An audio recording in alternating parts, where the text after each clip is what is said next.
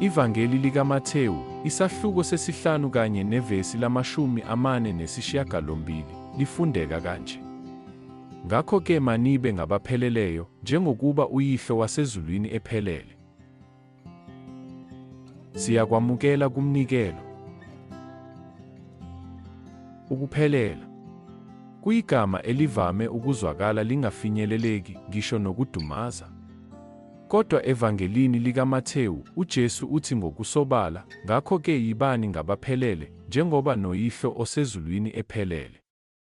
Kusho ukuthini lokhu kithi namuhla, futhi singaphila kanjani ngendinganiso enjalo yaphezulu? Ngosuku lukaJesu, abaholi abaningi benkolo, ikakhulukazi abaFarisi, babegxile ekulaleleni kwangaphandle nasekubonakaleni belungile.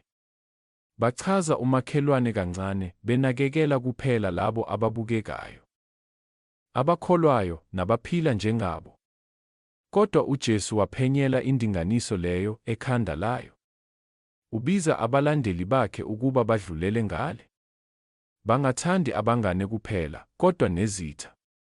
Ukwenza okuhle kungeyisikho kwabasithandayo kuphela, kodwa lalabo abasiphikisayo.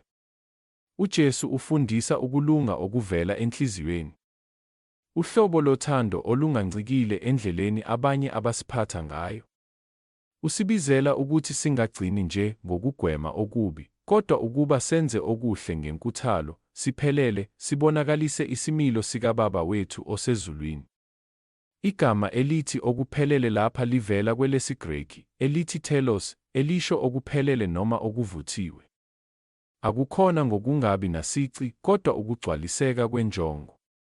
uJesu wayephelele lapho efeza umsebenzi wakhe, kwaze kwaba seqophelweni lokufa esiphambanweni. Ngokufanayo, sibizelwe ukuphila ngendlela uNkulunkulu asidalele yona. Ukuba nobubele, umusa, ukuthethelela, nokulunga, ukusebenza ngokugcwele njengabantwana bakaNkulunkulu. Nokho, leli zinga lidalula iqiniso elibalulekile. Ngeke sikwazi ukuphila ngale ndlela sisodwa. Njengoba incwadi yabaseRoma, isahluko sesithathu nevesi le-10 isikhumbuza. Akakho olungileyo, akakho ngisho noyedwa. Kungakho insindiso ingazuzwa. Itholwa ngokukholwa kuJesu Kristu. Ungukulunga kwethu. Njengoba sikhula kuye, uMoya usibumba sifane noBaba.